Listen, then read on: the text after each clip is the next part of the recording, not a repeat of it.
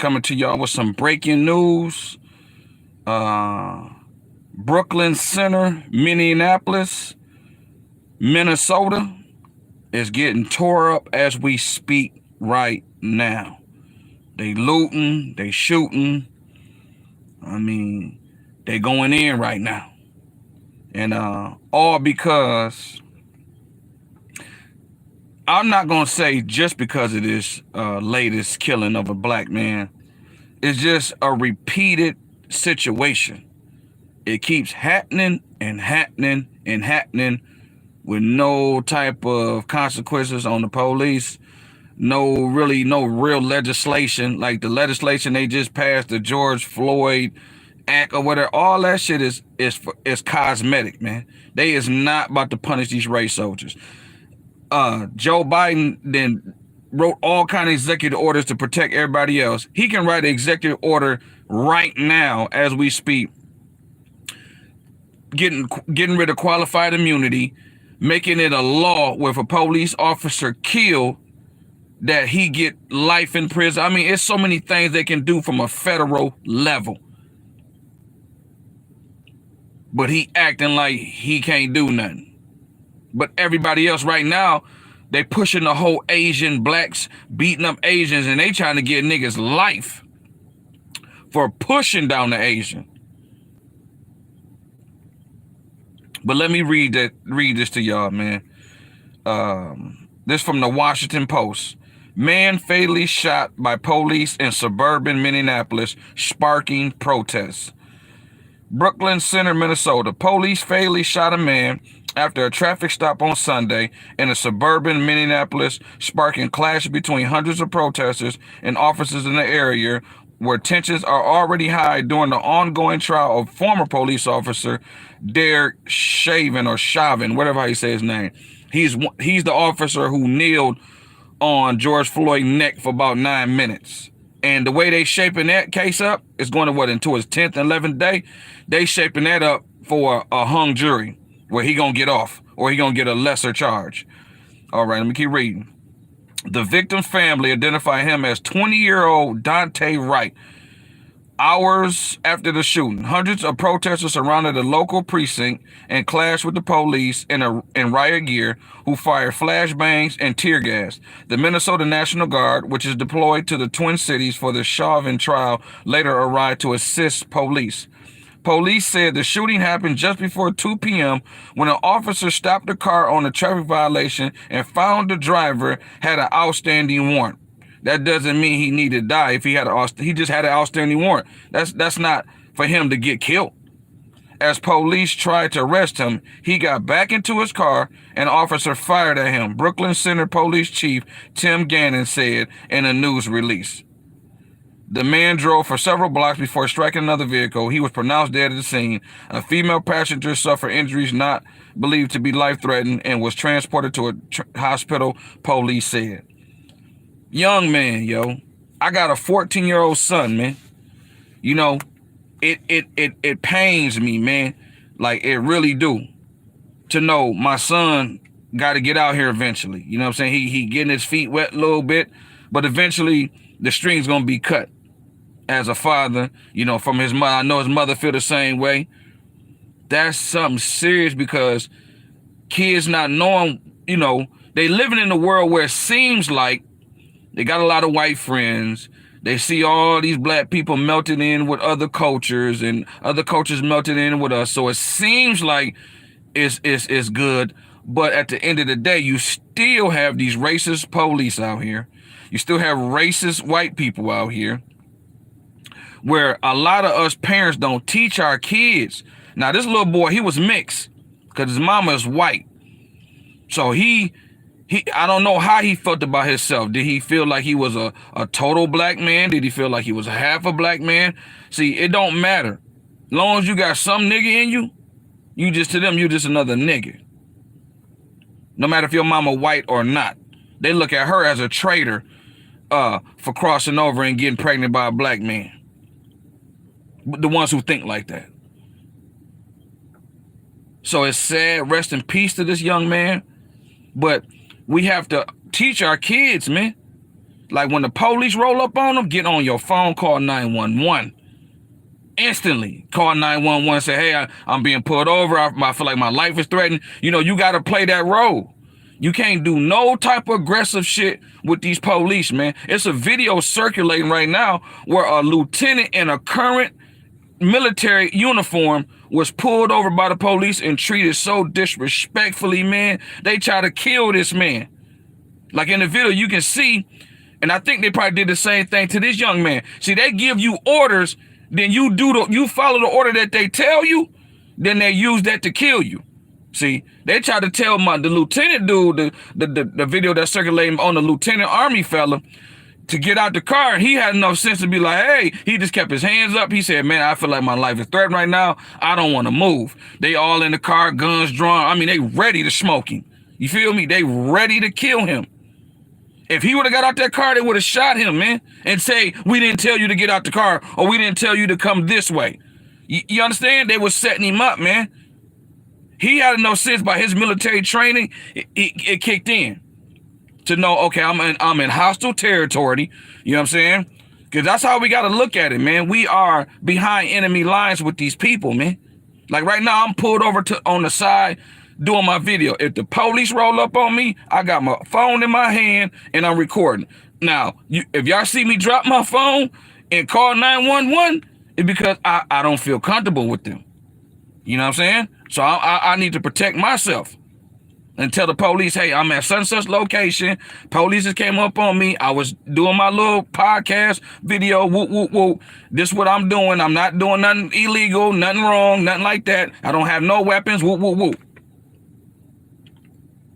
This is how you got to play the game, man. It's for real out here, man. You got to play the game for real.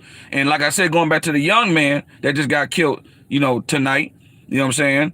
Hours ago, you know what I'm saying? You got to school your children, man. You can't have them, because a lot of kids these days, because my son, he kind of walk around like that, like, you know what I mean? Like, no, man, this a whole, you know, he live in a virtual world. Man, it's reality out here. This ain't no video game. And a lot of these little boys growing up, they're not being told how to protect themselves when somebody roll up on you on that type of time, man. These race soldiers is looking to kill niggas, man. So I teach him. I'm teaching mine. He don't like it. I can tell. It's just not it's just not his cup of tea. Like that, you know, I can just tell by his body language. You know, he ain't really feeling what I'm saying. But like I told him, man, I gotta teach you. I have to teach you, man, that what I know. Because life gonna get rough on you out here, man. As a black man, a heterosexual black man. So it's real in the field, man. It's real in the field. So right now, like I said, they rioting, they tearing up, they looting in the whole nine in Minneapolis, man, in Brooklyn Center, man. You know what I mean? Minnesota gonna explode, man. Cause then, like I said, the trial could be wrapping up like any day now. You know what I'm saying? Maybe another week, maybe. You know what I'm saying? If that. Eventually that's gonna wrap up. They're gonna have to make a delivery, man. And the way they set it up like George Floyd was on trial, because they said, oh, he had a little bit of meth in his system. You know, he had this in his system. So they already trying to paint the picture to the jury that he was a drug addict. He was not compliant. And, you know, he's not the victim. He was the aggressor.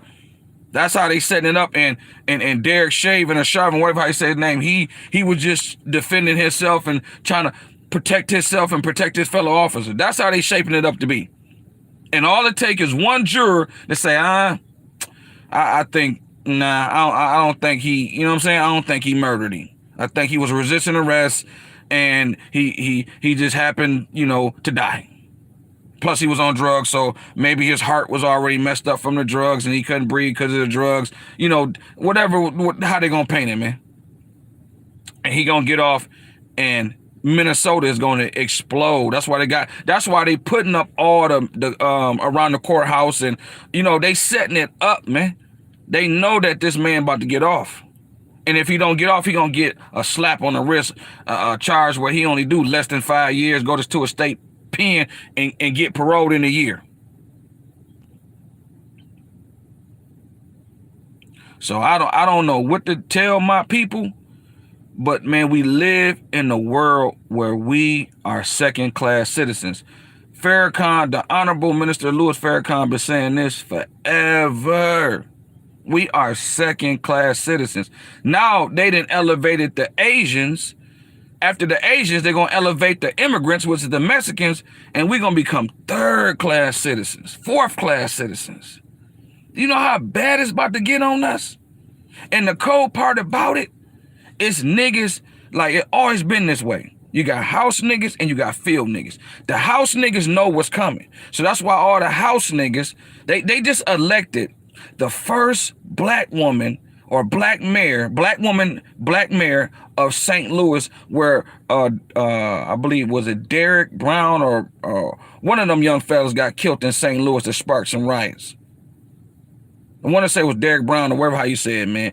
But she the first black mayor, first black woman mayor, right? They propping her up, and we not understanding that she worked for them. When white folk, I'm telling y'all right now, man, when white folk prop up black people or black organization or prop up anything that they highlight and they congratulate and they rooting for it and like, hey, this is the best thing since sliced cheese, run the other way, because they are part of the opposite. They the ops, man. They just happen to have black skin, but they work for them. So let's not be fooled by all this, the first black CEO of this and the first mayor of this and the first elected official, senator and Congress. Don't be fooled by that shit. These people are selected, not elected. They select these people, man. Because why they can't do nothing for us? Why they always give us lip service? Or like Al Sharpton, well, we gotta wait to get, what you mean, Al Sharpton? We gotta wait. The Asians ain't waiting. Mexicans ain't waiting. Immigrants ain't waiting. Jews ain't waiting. LGBT ain't waiting. They all getting laws passed and executive orders for them. They not waiting. Why we gotta wait? It shouldn't be, man, them police officers that killed that young boy tonight automatically should be sitting in somebody's jail right now, being charged for murder. Not, a pending investigation, leave of absence, and we got it. No, put them in. They just murdered somebody, man. Period. Same thing with the officers who pepper sprayed and was trying to kill the lieutenant from the Army, the video that's circulating. They need to be in jail. But then you got all these bootlicks and these Congress people saying, hey, no, we don't want to punish them. They not saying that, but that's how they wording it if you read between the lines. But they say, no, we need to add on to the George Floyd bill and make it more this. But they not gonna tell you we need to punish them and do that. They just trying to get us to focus on a whole ass bill that's not gonna do nothing for us. It has no type of teeth in it. They're not even enforcing the laws that's on the books now. So you think they're gonna make a law to enforce the law that they're not already enforcing? Like, come on, man, we gotta think, man. Like, we just so, man, we off right now, man. We don't understand that we at war.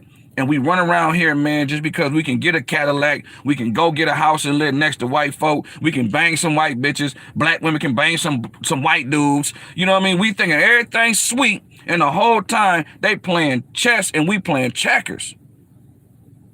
Like when you see, like I saw one of my homegirls post on Facebook that a black woman, cause she's from Michigan, went on a trip to Las Vegas and she ain't been seen since. What y'all black women gonna have to understand, I get it. Y'all never had shit just like we never had shit. You know what I'm saying? I get it. But what y'all have to understand is when you get rid of the warrior class, which is the black heterosexual black man, it makes it easier for them to conquer you.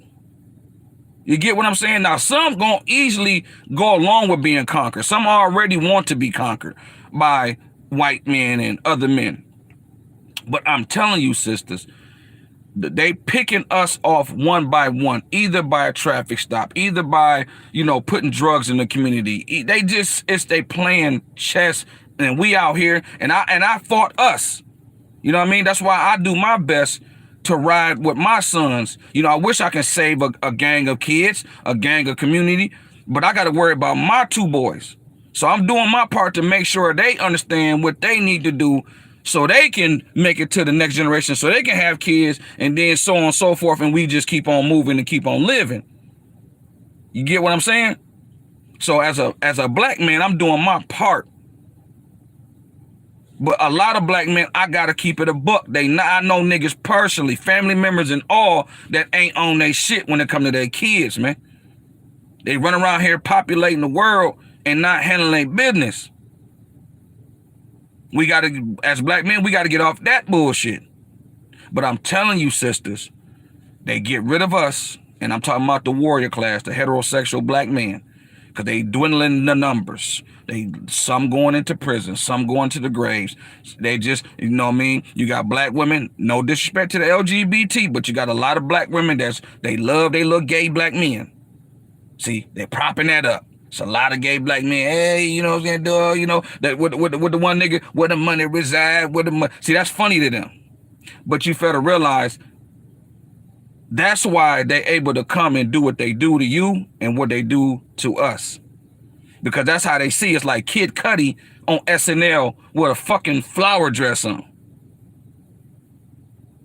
Like, come on, man. Come on, man.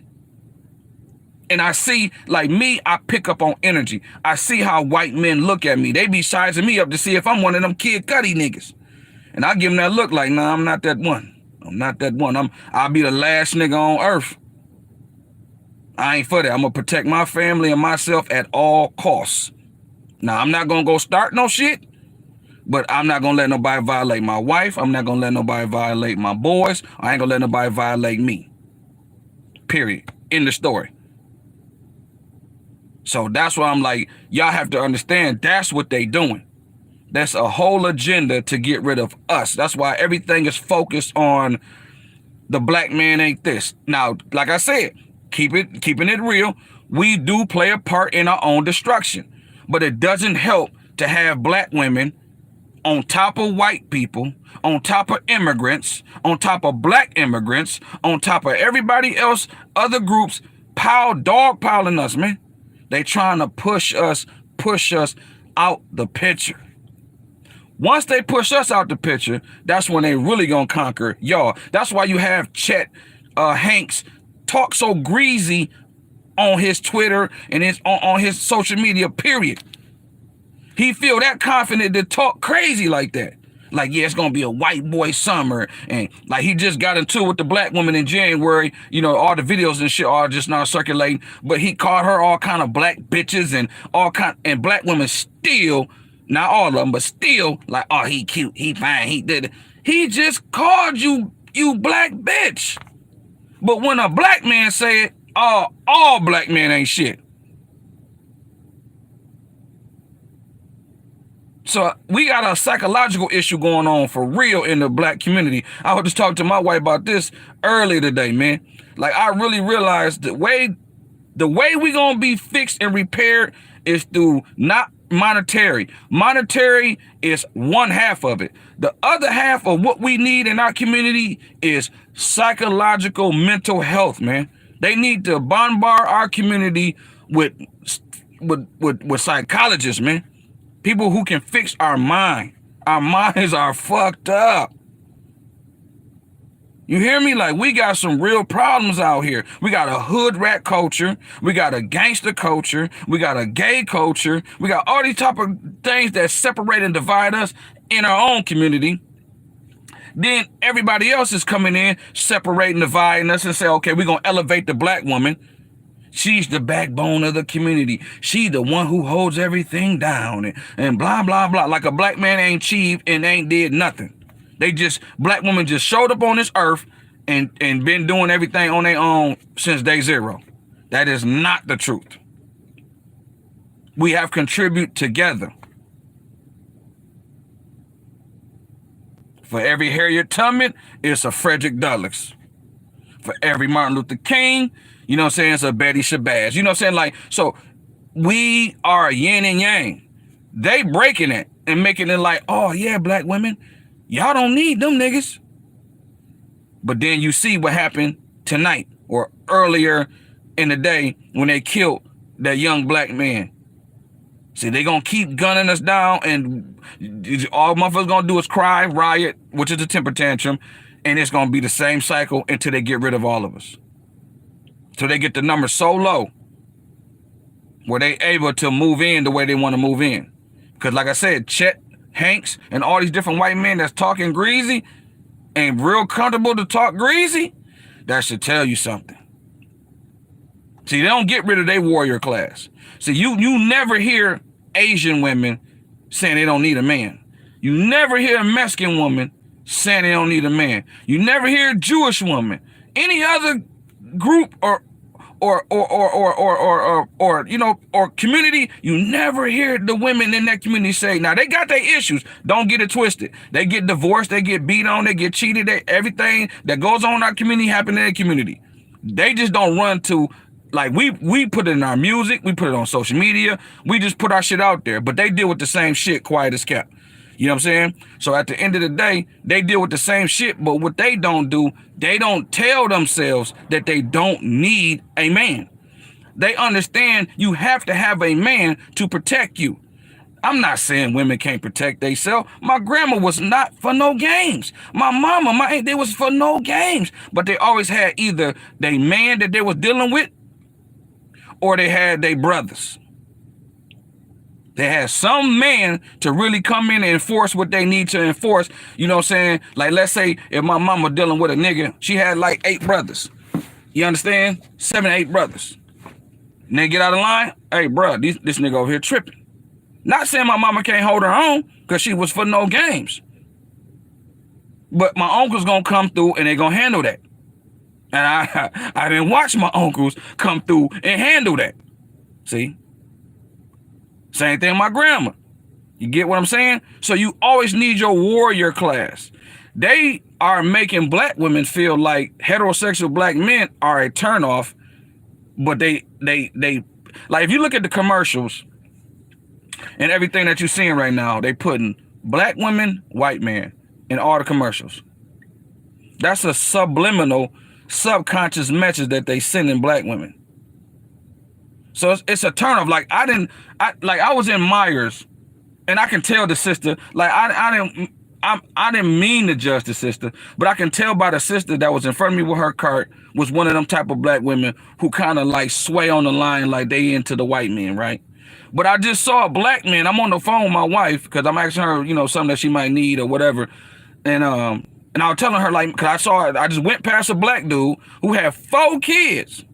He trying to shop with 4 little ones, and they all look like stair steps. You get what I'm saying? I told my wife, I said, man, now this is what they won't put on the news. This is what they won't show black women or show the world. They always show us in the light of negativity. So when I said that, the sister in front of me, I could tell she was irritated.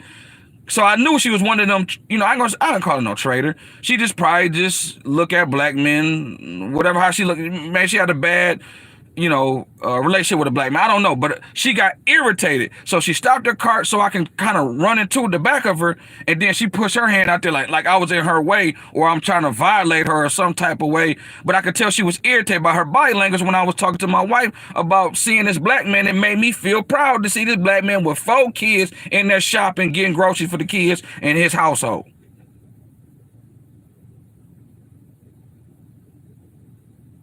See, this is stuff they don't show me. So as black men, we gonna have to, I'm telling you, I've been telling my homeboys this, and I've been telling people, you know, low key, I ain't really been putting it out there, but like black men, we gonna have to get off our bullshit as far as, man, that hoe ass nigga looked at me. Man, that lame nigga trying to holler at my woman or whatever. Nah, we gonna have to start banding together.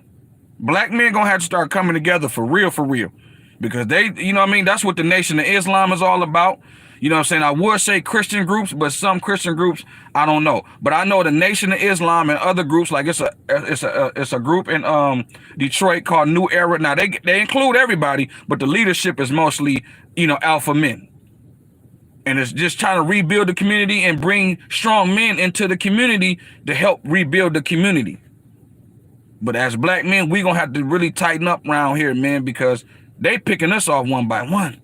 And they're getting the young ones. See, the old ones, the old niggas already done gave up.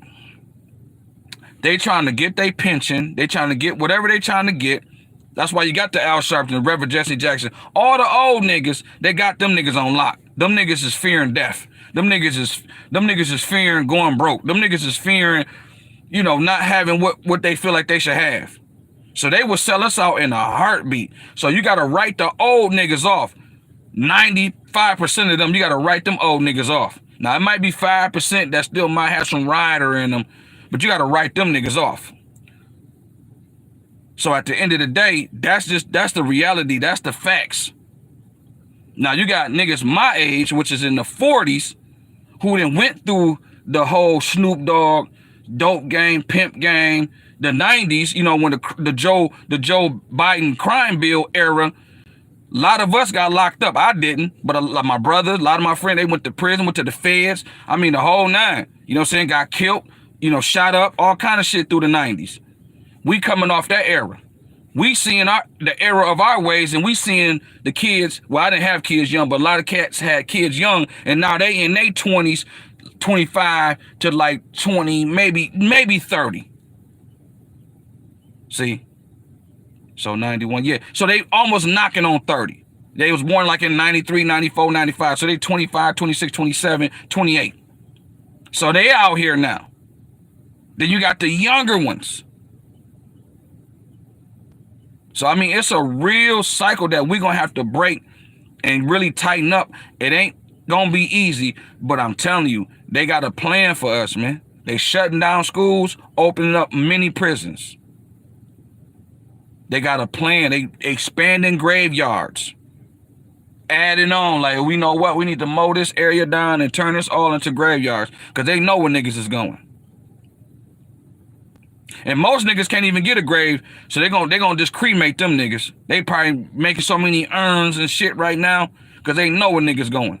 Because we gonna kill ourselves because the music talking about sipping syrup and just don't give a fuck about life. And these little niggas out here have no soul, man. They will shoot up a house with kids in it and people in. They don't give a damn out. These little niggas out here are so reckless. The females is even more reckless, but you have a lot more females with their head on because they gonna go to work. They gonna go pay them bills. A lot of them got babies. They gotta take care of them babies. See? A lot of them gonna go get them some education, some college degrees. They like to travel. If you see now, who traveling the most out here? Black women. They love to travel. So they like, you know what? I gotta keep a job. Now they gonna fuck with a little hood nigga. You know, cause they like that. You know, they like that little, you know what I'm saying? They like to, you know what I'm saying? They like to get done up like how, rest in peace to DMX, like how DMX did old girl on Belly. They like to get done up like that. They don't want the little nerd nigga to make love to him. You know what I mean? They want the little hood nigga to you know, toss him up one time. You know what I mean? So they gonna keep that little nigga around, but they gonna get up and go to work though. The smart ones. They gonna go get that degree. See? But the little niggas, they don't want to go to work. They don't want to go get a job at McDonald's. They don't want to go get a job, period. They want to be in the streets, and they like, well, damn, the streets are drying up. So what they start doing now, they robbing niggas. See? The carjacks is going up. Breaking and enters is going up. Because these little niggas, the dope game is dried up right now because of COVID. They ain't letting all this shit in like they was. So the streets is drying up. I ain't been in the streets in years, and I just know. You can just see it. Certain people got it, certain people don't. It's drying up. It's a drought. Feds out here, ATF out here. It's real. So these little niggas ain't got no other avenue where they feel like they don't have no other avenue. So they just basically go out here and rob, you know what I'm saying, do what they do, man. So we got to tighten up, man, because this got to stop, man. These police is reckless out here, man. And yeah, they rioting right now, throwing temper tantrum in the whole nine. But man, they like, you know what? We got insurance. You know what I'm saying? We good. You know what I mean? Let these niggas do what they gonna do. They're gonna throw their little emotional temper tantrum, and then we gonna go back to business as normal. Now, my whole thing before I get off of here, I want to know, what is Joe Biden and Kamala gonna say Monday or this coming week? Is they gonna blame the looters and the rioters, or they gonna say, hey, we need to write an executive order, just like how he want to write an executive order to take away guns because of all the killings and the shootings that have been happening lately? He want to write an executive order to protect Asians because they say black people are attacking Asians, but this shit look orchestrated. He wrote executive orders for the LGBT. He done wrote all these executive orders. So I want to hear what he got to say and Kamala got to say on this black man being murdered, with the backdrop of the Derek Chauvin, whatever I say his name, case for the George Floyd. I really want to know what they got to say, man. Is they going to blame the victims, blame the rioters, or are they going to say, hey, we need to change the way we police in America today? Not, hey, let's wait. Let's try to pass a law. You the president. Use your pen. You use your pen for everybody else. Use a pen and write an executive order. If he don't do that, he on some bullshit. But what he gonna do, he gonna put the bootlicks, the Al Sharptons, all the niggas from Al Sharpton on down, he gonna, even the young ones, they got some young coons out here, and they gonna put them out there, and they gonna pacify niggas. You know, Benjamin Crump gonna come to the white mama, they gonna find the black daddy, they gonna post them up and say, hey, we need y'all to take a photo op, or come out here and say, hey, y'all, stop the violence, because they making a deal behind the scenes to get some cheese, and that's how he do, and that's how they gonna put it out there, man. Mark my words, the mama and the daddy gonna come out. If they don't come out together, they're gonna come out in different times or whatever.